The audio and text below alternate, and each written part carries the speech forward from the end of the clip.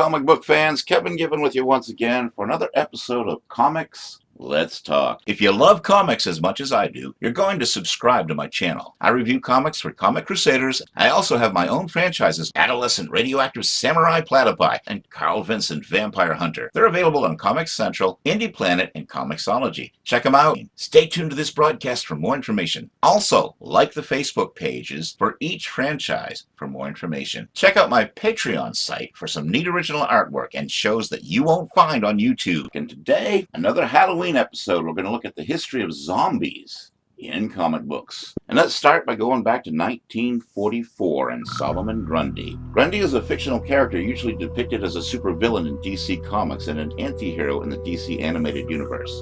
He was originally depicted as a murder victim brought back to life as a corporeal revenant or zombie, though subsequent versions of the character have occasionally depicted a different story. He is named after the 19th century nursery rhyme Solomon Grundy. Grundy was introduced as an enemy of comic book hero Alan Scott, the original Green Lantern, but has since become a prominent enemy for a number of superheroes, such as Superman, Batman, the Green Lantern, and the Flash. He also has ties to Swamp Thing. And let's take a look at that nursery rhyme. Solomon Grundy, born on a Monday, christened on Tuesday, married on Wednesday, took 3 on Thursday, worse on Friday, died on Saturday, buried on Sunday. This is the end of Solomon Grundy. Now we come to 1987. Dead World is an ongoing American comic book published by Desperado Publishing in association with IDW Publishing. The series follows survivors in a post-apocalyptic scenario brought on by zombie attacks led by King Zombie, an intelligent talking zombie. Originally published by Arrow Comics, Johnny English Strikes Again was written and created by Stuart Kerr and Ralph Griffith in 1987. Scripted by Kerr for the first 7 issues and illustrated by Vince Locke, the comic book quickly became a cult favorite success in the independent publisher industry. Arrow Comics ceased production of all titles but sold the rights of the title to Locke, who transferred the rights to Gary Reed's Caliber Comics. By the 12th issue of the title, Reed took over as the primary writer. The first volume of Dead World ended in 1992 after 26 issues. 1 year later, a second volume began. The second volume ended after 15 issues. Coming up on 1999, we find Raiko the Zombie Shop, which is a Japanese title. Manga series by Rei Mikamoto, chronicling the exploits of Reiko Himizuno, a teenage zombie shop or a necromancer for hire employed by bereaved families to resurrect departed loved ones for a short time, so that the dead may impart their final truths to the living. 11 tankobon have been released by Okasha Comics. 6 volumes have been released in English by Dark Horse Comics, translated by Michael Gombos. However, according to Dark Horse, the series' English publication has been discontinued. Then in 2002, we come up to the Bureau for Paranormal Research and Defense. The BPRD is a fictional organization in the comic book world of Mike Mignola, founded by the United States and United Kingdom governments, charged with researching the occult, paranormal, and supernatural, and defending against their dangers. The BPRD originally appeared in the Hellboy comics and has since been a major part of its expanded universe. In 2002, Dark Horse Comics launched the BPRD comic series, and in 2014, the Hellboy and the BPRD series. Then we come up to 30 Days of Night, a 3-issue horror comic miniseries written by Steve Niles, illustrated by Ben Templesmith, and published by American company IDW Publishing in 2002. All 3 parties co-own the property. The series takes place in Barrow, Alaska, so far north that during the winter the sun does not rise for 30 days. In the series, vampires, being vulnerable to sunlight, take advantage of the prolonged darkness to openly kill the townspeople and feed at will. Initially an unsuccessful film pitch, the series became a breakout success story for Steve Niles, whose previous works had received relatively little attention. It was also the first full-length work by co-creator Ben Templesmith. The series has been followed by numerous sequel series, and in 2007 was adapted into a film of the same name. Then it's 2003's The Walking Dead. The Walking Dead is an American post-apocalyptic comic book series created by writer Robert Kirkman and artist Tony Moore. It focuses on Rick Grimes, a Kentucky deputy who was shot in the line of duty and awakens from a coma in a zombie apocalypse that has resulted in a statewide quarantine. After joining with some other survivors, he gradually takes on the role of a leader in a community that is struggling to survive the zombie apocalypse. First issued in 2003 by publisher Image Comics, the comic is written by Kirkman with art by Moore, issues number 1 through 6, and Charlie Adlard, issue number 7 onward. Moore continued to provide the covers through issue number 24. The series ran for 193 issues, with Kirkman opting to end the series in July 2019 as a surprise to its readers. The Walking Dead received the 2007 and 2010 Eisner Award for Best Continuing Series at San Diego Comic-Con International. The series was adapted into the AMC television series The Walking Dead, which premiered in 2010. The television program loosely follows the storyline of the comic book. The franchise has also spawned multiple additional media properties, including video games, such as The Walking Dead video game, a companion television series, Fear the Walking Dead, webisode series The Walking Dead Torn Apart, The Walking Dead Cold Storage, The Walking Dead The Oath, and The Walking Dead Red Machete. Also various additional publications, including novels like The Walking Dead,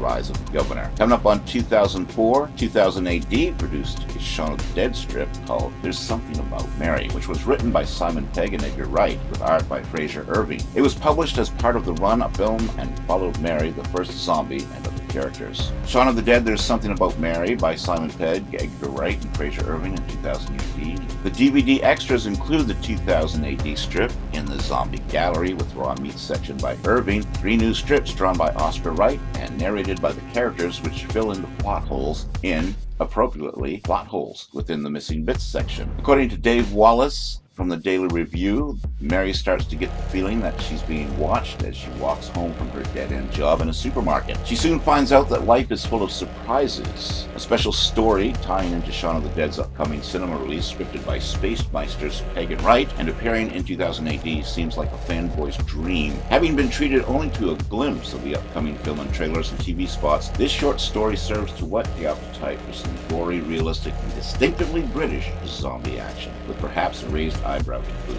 The story, spanning 5 pages, is impressively rendered in stark black and white, punctuated by a judicious use of red, giving it an otherworldly dream feeling at the same time as being rooted in a reality we recognize. Some incidents in the story, particularly the meetings with Sean, phrased and capturing actor Simon Pegg's features admirably, are likely to be more meaningful once we have seen the film. But for the most part, the tale is economically written and admirably walks the difficult line between supplying darkly comic laughs and providing some genuinely chilling visuals. Let's hope the same can be said of the film. Whilst unlikely to shock any readers massively, the story puts a nice twist on your standard damsel in distress zombie plot and gives us a feel for what will surely be one of the sleeper cinema hits of the year. The creators of Shaun of the Dead give us a short, sharp taste of what to expect come the film's UK release on April the 9th. Finally, if it seems that I've given the rest of this issue a 2000 AD short shrift, it's because as a non-regular reader, I don't really feel in a position to do the other episodic stories justice in review. Having not read the comic for years,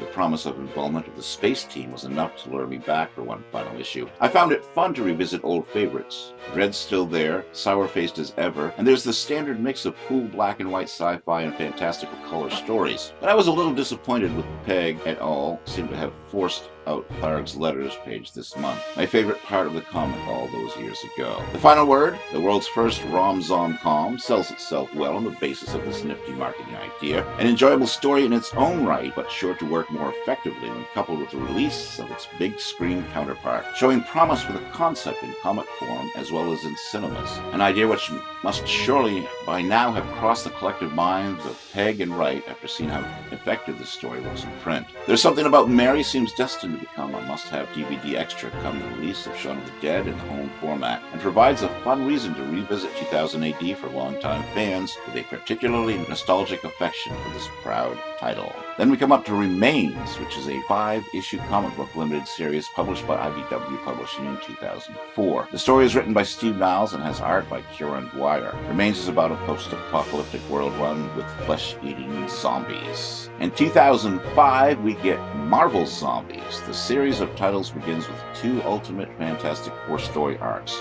Crossover and Frightful by Mark Millar and Greg Land. The story arcs were followed by a Marvel Zombies limited series by Robert Kirkman and Sean Phillips, who also created the prequel Marvel Zombies Dead Days and sequel Marvel Zombies 2. A crossover with Army of Darkness, Marvel Zombies vs. the Army of Darkness, was written by John Layman with art by Fabiano Nieves, Fernando Blanco, and Sean Phillips. With Marvel Zombies 3, Kirkman and Phillips were replaced by Fred Van Lent and Kev Walker. The team continued to to Marvel Zombies 4, a 4-issue miniseries starting in April 2009. Ben Lenti then stayed on to write the first and last issues of Marvel Zombies Return, a series of 5 one-shots looking at different aspects of the outbreak. With Marvel Zombies 5, he teamed up with the story picking up from the end of Marvel Zombies 4. A new series was launched in 2011. Marvel Zombies Supreme takes the zombie infection to Earth 712, the universe of Squadron Supreme. It has a new creative team of Frank Marafino and penciler Fernando Blanco. This was followed by Marvel Zombies Destroy, set in a dimension where Nazi zombies won the war. It was initially written by Frank Marafino, with art by Mirko Pierfederici, but Marafino's health issue meant he had to hand over the writing reins to Peter David with issue number 3. Escape of the Living Dead is a 5-issue zombie comic book miniseries published by Avatar Press. Published in 2005, it is written by John Russo, with artwork by Biraj Verma. Although the story is a sequel to Night of the Living Dead, it is not set in the continuity of George Romero's series of films or Russo's The Return of the Living Dead series. It was followed in 2006 by Escape of the Living Dead, Fear Book, and Escape of the Living Dead Airborne, a 3-issue miniseries, and Escape of the Living Dead Annual, published in 2007. Set in 1971, 3 years after the events seen in Night of the Living Dead, the comic starts out with a raid by police officers led by Sheriff Harkness on a medical lab run by Dr. Melrose. During the raid, the officers manage to shoot Dr. Melrose. Before he dies, he reveals he had been experimenting on the zombies for a government-funded project and tells the officers about his son who is taking over the project. Then we come up to 2006 Black Gas. Black Gas is a 2-volume comic book miniseries written by Warren Ellis, illustrated by Max Fiumara, and published by Avatar Press. 2006 to 2007. The first volume deals with 2 lovers trapped on an island where a black gas has turned the residents into zombie-like monsters. The second volume deals with the effects of the black gas on the mainland. Each issue is published with 1 standard and 3 variant covers: terror, gore, and wraparound. The first issue also received a blood foil variant cover that was initially only available at conventions but later sold through Avatar's website. Throughout the series, the characters frequently refer to the monsters as zombies. However, they do not fit the classical definitions of being reanimated corpses or willless people controlled by another. The black gas transforms people and animals into aggressive, murderous carnivores that seem indifferent to most injury. They are definitely not mindless and in fact carry on conversations with their victims. The monsters are aware of their acts, yet are unable to help themselves. In 2007, we get Marvel Zombies vs. the Army of Darkness, a 5-issue 2007 comic book limited series published by Marvel in association with Dynamite, an intercompany crossover in which Ash Williams, hero of the popular Evil Dead film and comic book, finds himself in the Marvel Zombies setting, a world of flesh-eating, zombified Marvel Comics heroes. The crossover is continuous with the Marvel Zombies prequel, Marvel Zombies Dead Days, and explains events happening in the prequel, such as information regarding the zombified Sentry, which initially spread the plague. Prior to the release of the first issue, Newsarama published a preview revealing the birth of the zombified Avengers, Ash's descent into the Marvel Zombie universe, and the infection of Spider-Man. Then we come up to 28 Days Later, The Aftermath, graphic novel as a continuation of the hit film 28 Days Later, written by Steve Niles and distributed by Fox Atomic Comics. It was released on April 3, 2007. The book bridges the gap between the original film and its sequel film 28 Weeks Later. It explores 4 interconnecting stories and delves deeper into the development of the Rage virus, the battle for survival that ensured once it was unleashed in London, and what it finally took to restore order in the ravaged city. 28 Days Later, The Aftermath was the first graphic novel released by Fox Atomic Comics. The Aftermath is divided into 4 stories, ranging in setting from shortly before the outbreak to several months afterward. The first 3 stories which follow separate groups or individuals. The 4th story brings the survivors of these stories together for their ultimate fates. Then we come up to 2008 and Grand Bignell Orchestra, which is a Japanese gothic horror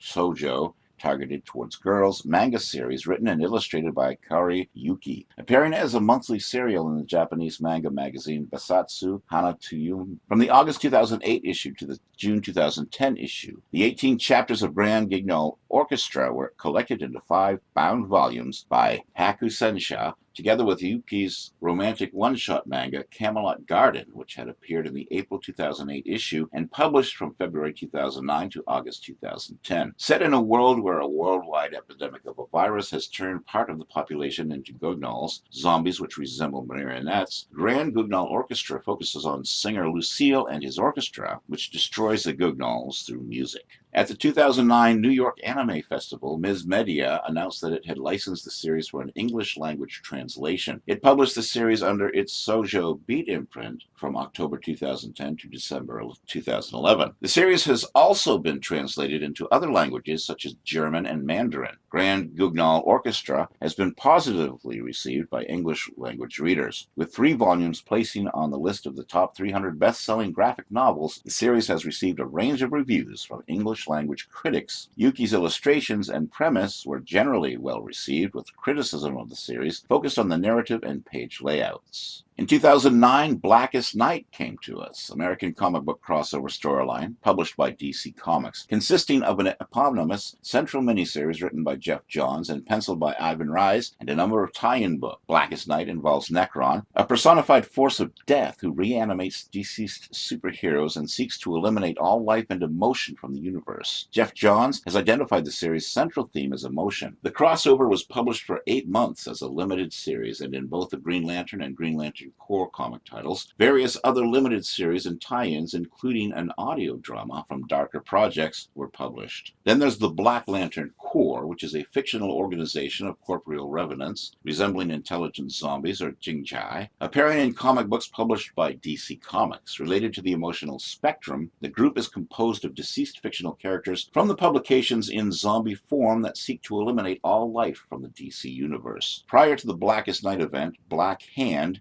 leader and first member of the Black Lantern Corps, had already been established as a villain within the pages of Green Lantern. Writer Jeff Johns revisited his origin and expanded upon certain aspects of it during the Green Lantern Secret Origin story arc in 2008. During the arc, Hand's energy-absorbing weapon, previously thought to be an original invention, is revealed to have been constructed by Atrocitus, enemy of the Guardians of the Universe and future founder of the Red Lantern Corps. Atrocitus comes to Earth and approaches Hand, recognizing him as a doorway to the black, with that possesses the power to bring about the Blackest Night. Hand manages to escape and pockets the weapon as he flees. Soon leads him to become the enemy of the Green Lantern Corps, as he now feels a need to extinguish the light. In 2010, we get iZombie, a comic book series created by writer Chris Roberson and artist Michael Allred, published by DC Comics Vertigo imprint beginning in 2010. The series deals with Gwen Dillon, née Gwendolyn Price, a revenant gravedigger in Eugene, Oregon, and her friend Ellie,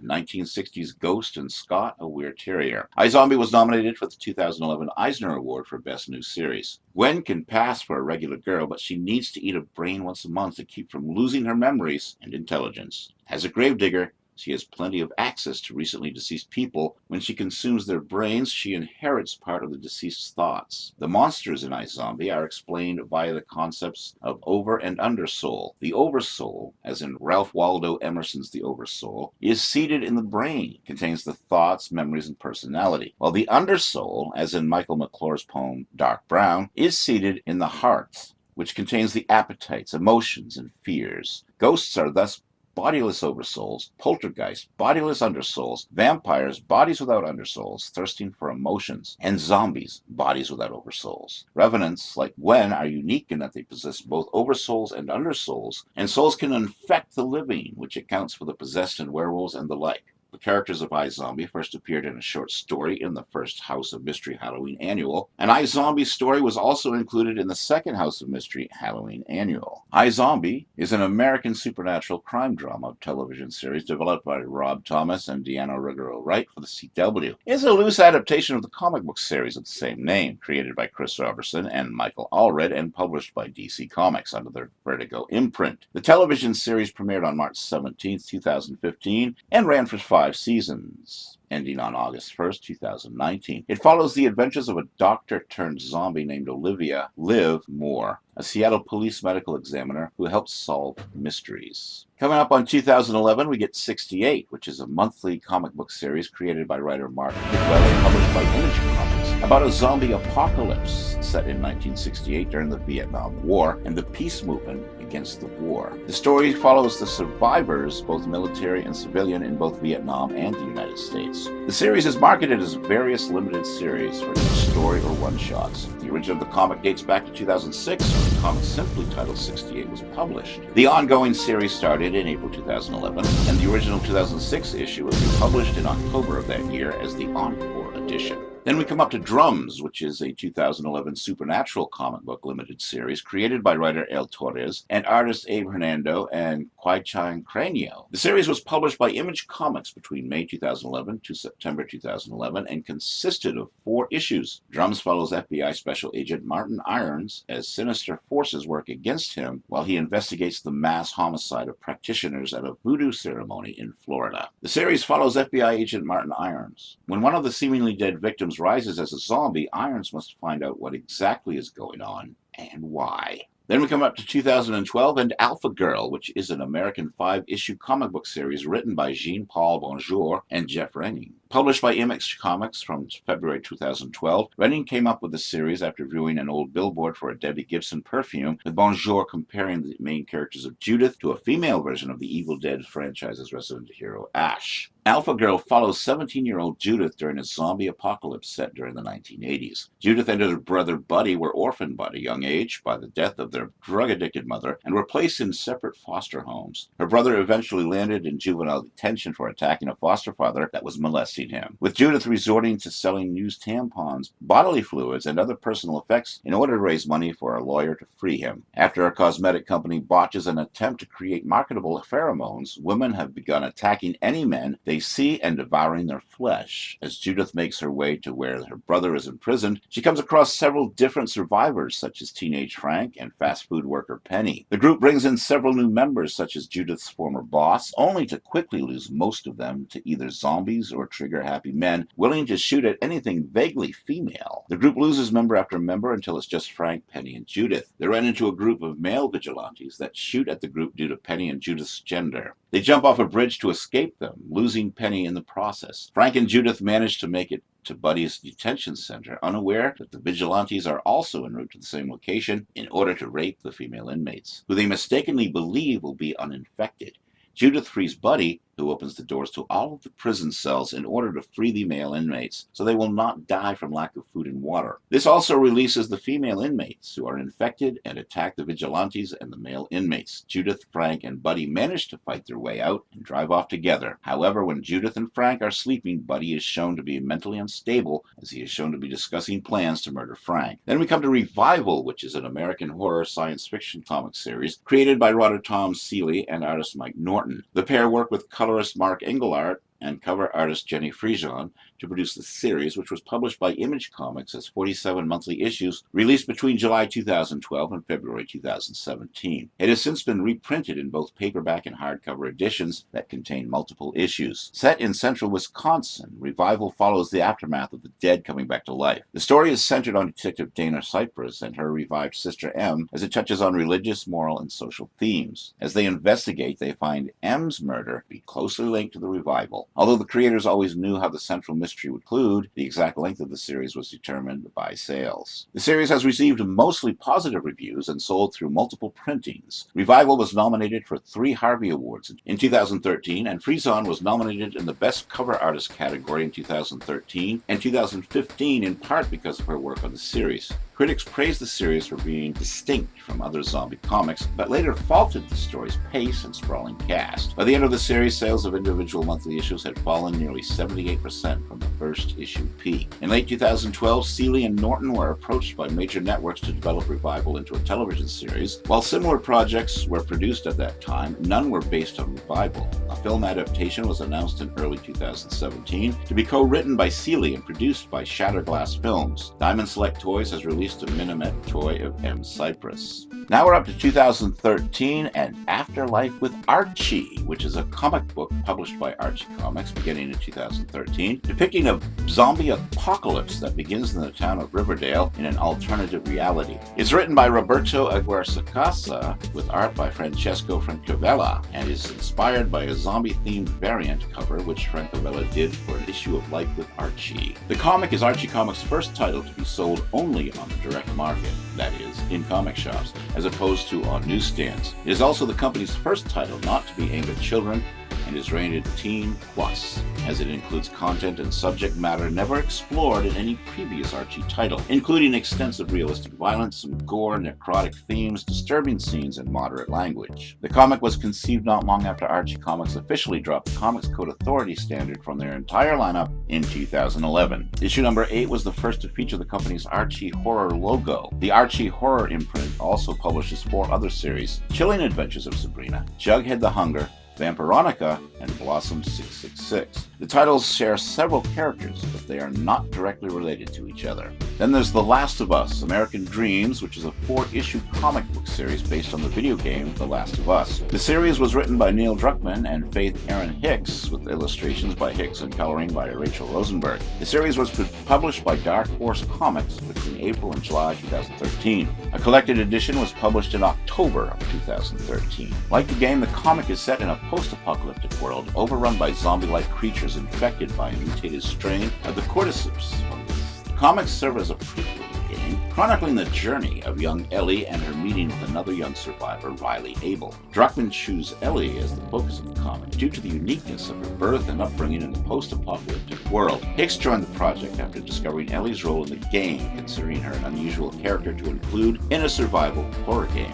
The comic's art style is different from the game art, which is a choice from Hicks to give the comic a unique feel and identity. The series received generally positive reviews. Critics particularly praised Druckmann's writing and character development, as well as the simplicity of Hicks' illustrations. The series was also a commercial success, with some issues requiring reprinting due to high demand. Now we're up to 2014 and Empire of the Dead. Empire of the Dead, also known as George Romero's Empire of the Dead, is a limited series of comic books by Marvel Comics that began publication in 2014. It's written by George A. Romero, his second comic after The Death of Death, a miniseries he wrote for the DC Comics anthology Toe Tags in 2004 and 2005.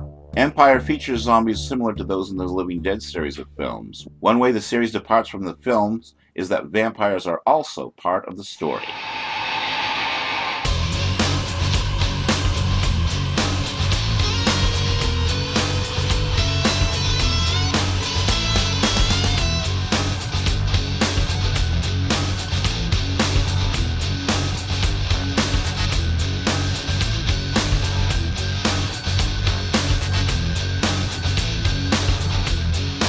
If you love comics as much as I do, you're going to subscribe to my channel. I review comics for Comic Crusaders. I also have my own franchises, Adolescent Radioactive Samurai Platypi and Carl Vincent Vampire Hunter. They're available on Comics Central, Indie Planet, and Comixology. Check them out. Stay tuned to this broadcast for more information. Also, like the Facebook pages for each franchise for more information. Check out my Patreon site for some neat original artwork and shows that you won't find on YouTube. This is Kevin Gibbons saying so long and keep reading those comics.